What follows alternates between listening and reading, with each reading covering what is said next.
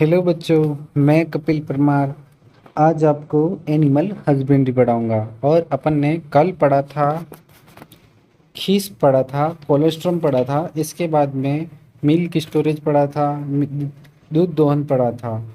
और आज अपन पढ़ेंगे दही पढ़ेंगे, और घी पढ़ेंगे, और क्रीम पढ़ेंगे, और छेना यानी पनीर अपन ये पढ़ेंगे। इसके बाद में इसमें क्या है कि बेसिक बेसिक चीज़ें हैं जो क्वेश्चन अपने जेट में पूछी जाती हैं। चलो स्टार्ट करते हैं। घी घी क्या होता है?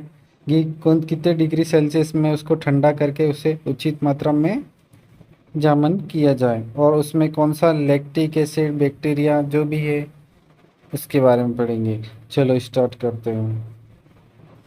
दही दही एक सामान्य किण्वित नॉर्मल फर्मेंटेड दूध पदार्थ है। दही दूध को उबालकर 21 डिग्री सेल्सियस तक ठंडा करके उसमें उचित मात्रा में जमा लैक्टिक एसिड बैक्टीरिया डालकर उचित तापक्रम पर 8 से 10 घंटे तक रखकर प्राप्त किया जाता है। आप सभी को पता है कि दूध से दही बनता है। पहले अपन दूध को गर्म करेंगे, इसके बाद में 21 डिग्री सेल्सियस तक उसे ठंडा करेंगे उचित मात्रा में। फिर उसमें लैक्टिक एसिड यानी कि खट्टापन, जैसे कि अपन पुराना दही है उसे भी डाल के अपन खट्टापन कर सकते हैं। लैक्टिक एसिड ज़्यादातर नींबू में पाया जाता है, तो नींबू डाल के भी उसे दही बनाया जा सकता है। ये एक नेचुरल थी कि आप सभी को भी पता होगा। फिर दही में पानी एक लैक्टोज की मात्रा में सामान्य दूध की अपेक्षा का कुछ कम होती है। सर्दियों में दही जमाने के लिए 2% जामन डालकर दूध को 12 से 14 घंटे रखते हैं। गर्मियों में दही जमाने के लिए 1% जामन डालकर दूध को 8 से 10 घंटे रखते हैं।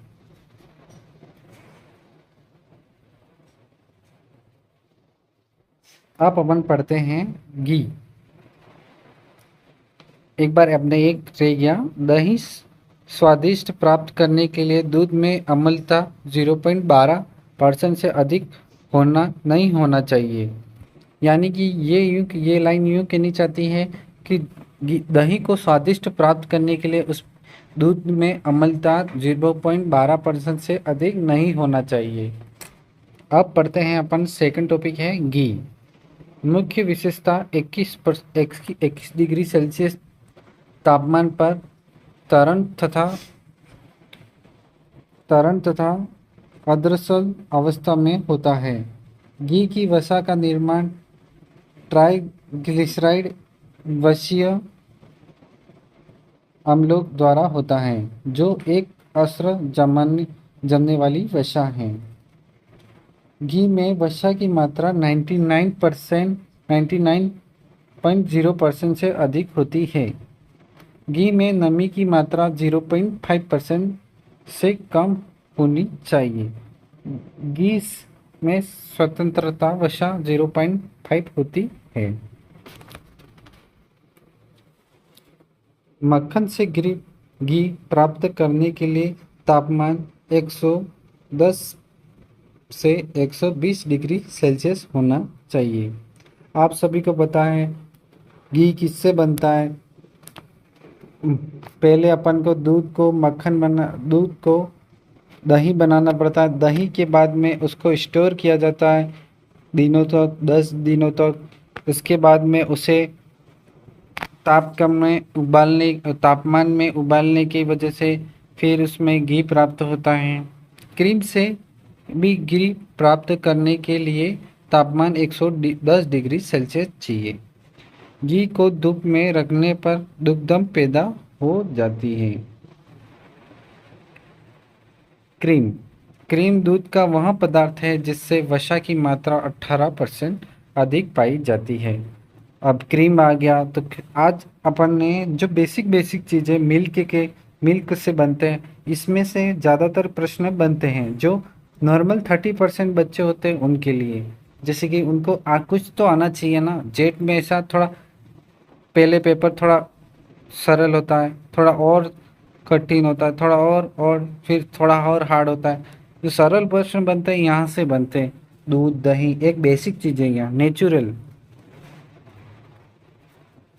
क्रीम दूध का वह पदार्थ है जिसमें वसा की मात्रा 18% से अधिक होती है। अब यहाँ एक प्रश्न उठ रहा है, जैसे कि अपन ने बात कर रहे हैं वसा की मात्रा क्रीम में कितनी होती है, कितनी अधिक पाई जाती है। तो आपको वहाँ पे ऑप्शन दिए जाएंगे 20%, 18%, 16%, 22%। तो आपको वहाँ पे क्या करना है, 18% करना है। और क्वेश्चन यूँ उल्टा भी बन सकता है, वहाँ पे 18% ऑप्शन नहीं दिया गया। तो यहाँ पे क्या बोला है, जिसमें वसा की मात्रा 18 से अधिक हो, अधिक यानी कि ज़्यादा, 18 से ज़्यादा यानी 18 है तो ये ठीक है, ऑप्शन ये राइट है। पर 18 से ज़्यादा यानी 19 ऑप्शन दिया हो तो वो भी राइट हो सकता है। क्रीम निकालने के लिए उपयुक्त तापमान 32 से 37 डिग्री सेल्सियस होना चाहिए। दूध से क्रीम निकालने के लिए सेप्टर यंत्र का प्रयोग होता है जो अपकेंद्रीय वर्ण पर कार्य करता है। सेपरेटर यंत्र का बाउल भाग मंगीन का हृदय कहलाता है। क्रीम सेपरेटर यंत्र पर लगा होता है जो क्रीम रोक कर सेपरेटर यंत्र पर लगा होता है जो क्रीम को पतली या गाढ़ी करने में सहायक होता है। अब यहाँ पे सब अपन को एक एक लाइन अच्छे से पढ़नी है। क्रीम एक मूल्यवान पदार्थ है जिसका उपयोग किमरी किमरी मक्खन व आइसक्रीम बनाने में होता है। वसा प्रतिशत के आधार पर क्रीम के प्रकार 3 प्रकार हैं। पतली क्रीम, मध्य क्रीम, गाढ़ी क्रीम। इसमें पतली क्रीम में वसा 18 से 25% होती है। मध्य क्रीम में वसा 25 से 45% होती है और गाढ़ी क्रीम में वसा 45% से एबव होती है। दूध में क्रीम पृथक्करण की दो विधियां होती हैं, गुरुवर्ता विधि और अपकेंद्रीय विधि। मशीन द्वारा क्रीम निकालने पर स्प्रेटा दूध में वसा की मात्रा रहती है, कम मात्रा रहती है। गुरुत्वाकर्षण विधि में कम घनत्व का सिद्धांत काम करता है। अंत कम घनत्व के कारण क्रीम दूध में से प्रत्येक कर ली जाती है। छेना या पनीर, गर्म दूध को अमल द्वारा फैलाकर तैयार किया गया पदार्थ उसे पनीर कहलाता है।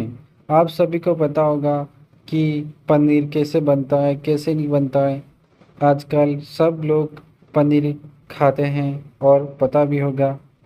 गर्म दूध को अमल द्वारा फैलाकर तैयार किया गया पदार्थ उसे पनीर कहलाता है।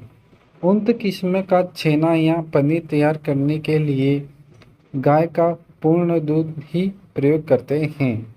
सामान्यतः गाय के दूध में 14.0% या भैंस के दूध में से 20% छेना पनीर प्राप्त होता है।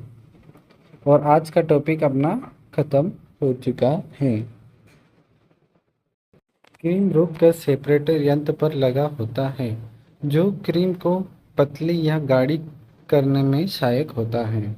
अब यहाँ पे सब अपन को एक एक लाइन अच्छे से पढ़नी है। क्रीम एक मूल्यवान पदार्थ है जिसका उपयोग किमरी मक्खन व आइसक्रीम बनाने में होता है। वसा प्रतिशत के आधार पर क्रीम के प्रकार 3 प्रकार हैं। पतली क्रीम, मध्य क्रीम, गाढ़ी क्रीम। इसमें पतली क्रीम में वसा 18 से 25% होती है। मध्य क्रीम में वसा 25 से 45% होती है और गाढ़ी क्रीम में वसा 45% से एबव होती है। दूध में क्रीम पृथक्करण की दो विधियां होती हैं, गुरुवर्ता विधि और अपकेंद्रीय विधि। मशीन द्वारा क्रीम निकालने पर स्प्रेटा दूध में वसा की मात्रा रहती है, कम मात्रा रहती है।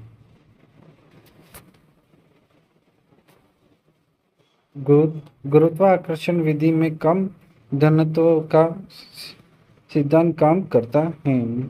अंत कम घनत्व के कारण क्रीम दूध में से प्रत्येक कर ली जाती है।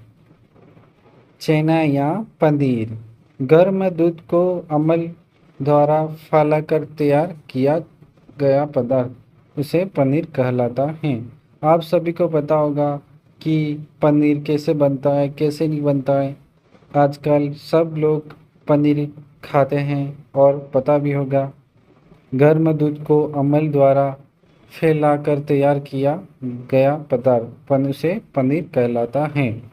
उन्नत किस्म का छेना या पनीर तैयार करने के लिए गाय का पूर्ण दूध ही प्रयोग करते हैं।